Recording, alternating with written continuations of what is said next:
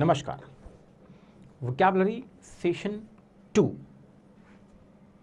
अगर आप किसी भी कॉम्पिटिटिव एग्जाम की तैयारी कर रहे हैं या आपको अपनी वोकैबुलरी को बहुत स्ट्रांग करना है, इंप्रेसिव करना है, तो ये सेशन आपके लिए बहुत ही इंपॉर्टेंट होने वाला है। आज फिर हम कुछ वर्ड्स लेंगे और उनके सिनोनिम्स ढूंढने की कोशिश करेंगे, समानार्थी शब्द खोजने की कोशिश करेंगे। शुरू करते हैं आज का session. The very first word is lethal. कभी सुना है आपने, कहीं पढ़ा?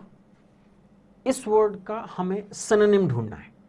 तो ये अनलॉफुल है या डेडली, ये इसका सिनोनिम है, मीनिंग है स्लगिश या स्मूथ। इन चारों में से कौन सा जो है वो इसका सिनोनिम है?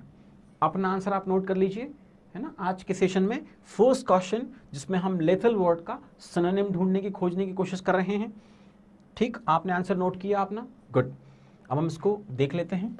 लेथल जो है वो एक एडजेक्टिव है और इसका सेंस बोलता है फैटल, मॉर्टल, दैट इज नश्वर। जो चीज नष्ट हो जाए, है ना, उसको बोलते हैं फैटल या मॉर्टल। इमॉर्टल मतलब अनश्वर और मॉर्टल मीन्स नश्वर। Man is मॉर्टल and God is immortal. So lethal is fatal. Unlawful नहीं हो सकता है क्योंकि इलीगल का सेंस दे रहा है। डेडली, हाँ, डेडली मीन्स फैटल या मोरल। तो इस लेथल का जो सिनोनिम है वो है डेडली, मीन्स इस वाले क्वेश्चन का राइट आंसर है बी। सी देखते हैं, स्लगिश। स्लगिश का मतलब तो स्लो होता है या लेथार्जिक होता है ना। कुछ लोगों को लेथल का मतलब लेथार्जिक लगा होगा, है ना, उन्होंने लगाया होगा कि स्लगिश इसका राइट आंसर है। स्लगिश नहीं इसका आंसर है, इसका आंसर है फैटल या मोरल, दैट इज डेडली। और जो एक और हमारा ऑप्शन था स्मूथ, वो तो फ्लैट, इवन और लेवल होता है, वो तो हो ही नहीं सकता। सो इसका सिनोनिम लेथल, जो कि एक एडजेक्टिव है, इसका सेंस बोलता है फैटल, मॉर्टल। इसका जो राइट आंसर है that is B, deadly. Unlawful नहीं है, स्लगिश नहीं है इसका आंसर, है ना। स्लगिश, स्लो या लेथार्जिक इसका आंसर नहीं है। चलिए, तो एक वर्ड हमने देखा दैट इज लेथल, है ना, मॉर्टल। अगले पर चलते हैं। The next word is serene. Serene शब्द जो है इसका सिनोनिम, समानार्थी, सॉलोमन है, मीक है, डेलिकेट है या काम है। I repeat, the first option is solemn, second meek, third delicate and fourth is काम।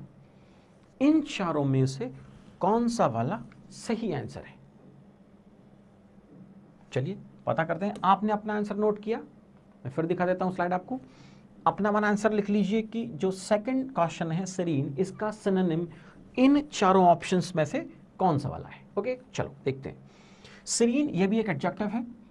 पीसफुल, कंपोज मतलब शांत, पीसफुल, प्लेसिड, है ना, उससे इसका मीनिंग है। सॉलोमन तो ग्रेव होता है, सीरियस होता है, सोबर होता है। सॉलोमन वर्ड याद रखिएगा, ग्रेव, सीरियस या सोबर ये नहीं है। सेकंड है मीक, टिमिड, सबमिसिव, ये भी इसका आंसर नहीं है ना। मीक मतलब थोड़ा दब्बू किस्म का, टिमिड डरपोक। डेलिकेट मतलब फ्रेजाइल, वीक, फ्रेल, ये तीनों कमजोर वाले शब्द हैं, है ना। डेलिकेट है बहुत मामला, फ्रेजाइल है, वीक है, फ्रेल है। और जो राइट आंसर है इसका वो है डी, दैट इज काम, पीसफुल, कंपोज्ड। सो सीरीन का मतलब इट इज एन एडजेक्टिव, इसका मतलब है cool, calm, composed, peaceful, placid. Yes, solemn नहीं है, मीक नहीं है, डेलिकेट नहीं है, क्योंकि इनके बिल्कुल ही डिफरेंट मीनिंग जा रहे हैं। चलिए नेक्स्ट वर्ड की तरफ चलते हैं। द नेक्स्ट वर्ड इज, हमारा आज का नेक्स्ट वर्ड है ग्रूसम। क्या वर्ड है? ग्रूसम।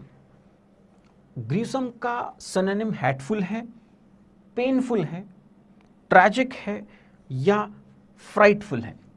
मतलब कुछ नफरत, डर से रिलेटेड वर्ड तो है, क्योंकि सिनोनिम जो उसके ऑप्शन से कुछ उस तरफ ही जा रहे हैं। जैसे हेटफुल नफरत वाला वर्ड है, पेनफुल दर्द है, ट्रैजिक, है ना, सारे के सारे कुछ नेगेटिव शब्द हैं। तो ग्रूसम जो है इसका राइट आंसर क्या है, इसका राइट सिनोनिम क्या है, कौन सा वाला ऑप्शन ज्यादा सही है, फटाफट अपनी कॉपी में नोट कर लीजिए, यस या कमेंट बॉक्स पर लिखते जाइए कि आप कौन सा वाला सही आंसर है। इसको हम एक्सप्लेन करके देख लेते हैं। ग्रूसम भी एक एडजेक्टिव है, ये हॉरिबल है, टेरेबल है, भयानक है, खतरनाक है ना। ग्रूसम है।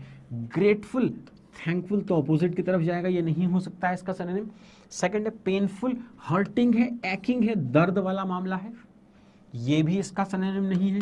गुड। नेक्स्ट है ट्रैजिक, सैड या ऑफुल, ये भी इसका सिनोनिम नहीं है।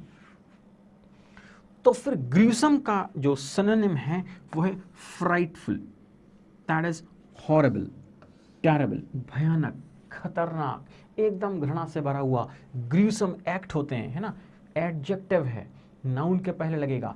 ग्रूसम कैसा है? Horrible, terrible, frightful. यस, हाँ, ग्रेटफुल नहीं है, पेनफुल नहीं है, ट्रैजिक नहीं है। ठीक, चलिए फिर नेक्स्ट क्वेश्चन की तरफ चलते हैं। The next question is tyranny. The next question is tyranny. इसका हमें क्या करना है? इसका भी सिनोनिम पता करना है। चलिए पता कर लेते हैं। मिसरूल होता है क्या tyranny means? I don't know. Madness हो सकता है शायद इसका सिनोनिम, या फिर पावर है, या क्रुएलिटी है। मिसरूल है, मैडनेस है, पावर है, या क्रुएलिटी है। टायरनी हमारा वर्ड है, इसका हमें सिनोनिम, समानार्थी खोजना है। आप अपना आंसर नोट कीजिए फटाफट। क्वेश्चन नंबर 4, इन 4 ऑप्शंस में से कौन सा वाला ऑप्शन ज्यादा सही लग रहा है आपको, या बिल्कुल ही सही लग रहा है, उस पर टिक लगाइए, उसको लिख लीजिए।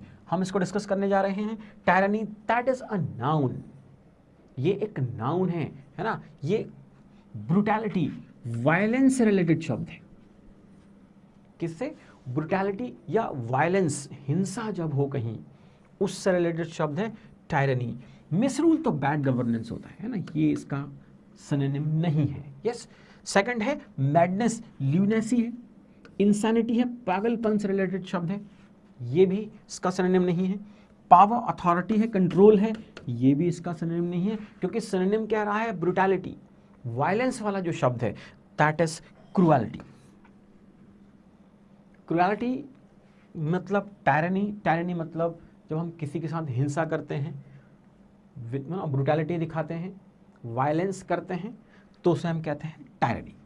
तो इसका राइट आंसर हो रहा है डी। फटाफट अपनी कॉपी में नोट कर लीजिए। Tyranny means cruelty, brutality, violence, answer D. Next question की तरफ चलते हैं फटाफट। The next is obligatory.